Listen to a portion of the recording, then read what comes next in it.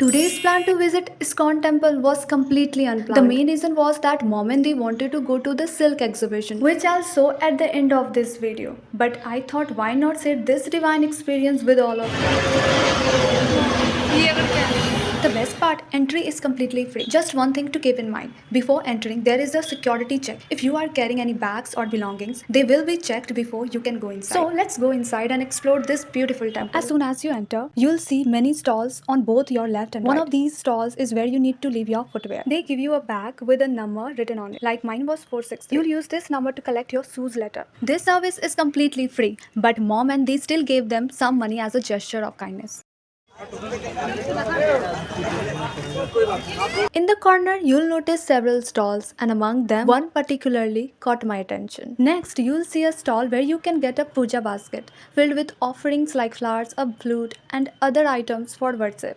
You can take this inside the temple for puja. After the prayer, you need to return the basket. They transfer all the items into a separate polythene bag for you to take, and they keep the basket for use. Now I'm heading towards the temple, and right in front of me are the stairs leading inside. Let me show you a full view of the temple from every angle. The temple looks absolutely beautiful and the weather is just perfect. It even drizzled for a while, making the atmosphere even more peaceful. This is the ISKCON temple in Patna, also known as Sri Sri Radha Banke Bihari Ji Mandir. It is a spiritual and peaceful place dedicated to Lord Krishna and Goddess Radha, located on Budh Marg, Patna, Bihar. This temple is part of the International Society for Krishna Consciousness, founded by His Divine Grace A.C. Bhaktivedanta Swami Srila Prabhupada in 1966. Every day, thousands of devotees visit here to experience peace and devotion. Intricately designed structures that reflect traditional Vaishnava aesthetics. The main deities, Sri Radha and Krishna, are beautifully adorned and worshipped daily. The temple complex also includes facilities such as a restaurant serving vegetarian cuisine, a guest room for visitors, and spaces for congregational gatherings and youth forums. Visitors can participate in various spiritual activities including daily aarti sessions, kirtans, and classes on Bhakti Yoga. The temple also hosts numerous festivals throughout the year, with Janmashtami, the birth anniversary of Lord Krishna, being one of the most celebrated events, attracting large numbers of devotees. Now I'm taking you inside the temple. A beautiful bhajan is going on, so I'll let you experience it without any voiceover.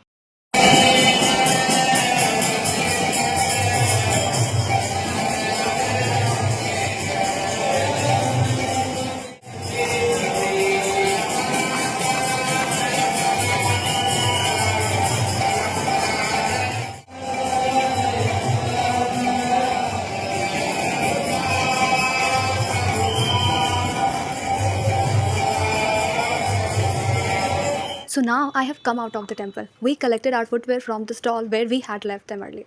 And now we are heading towards the silk exhibition. Honestly, I wasn't interested at all, but still I had to go. As soon as you enter, you'll spot a large promotional banner right at the entrance that says Silk India Wedding Season Handloom and Jewelry Products Display. It features names of many states like Odisha, Uttar Pradesh, Rajasthan, Madhya Pradesh, Bihar, Gujarat, Manipur, Assam, Andhra Pradesh, and more. Although this exhibition actually ended about a month ago, don't worry, I'll still take you inside to give you a glimpse of what it was like. So next time when this exhibition happens again, you'll have a clear idea of the variety and the kind of product they showcase. There were so many stalls inside, full of beautiful silk sarees and suits. Meanwhile, my little niece slipped away and ran straight to a jewelry stall. So of course we followed her.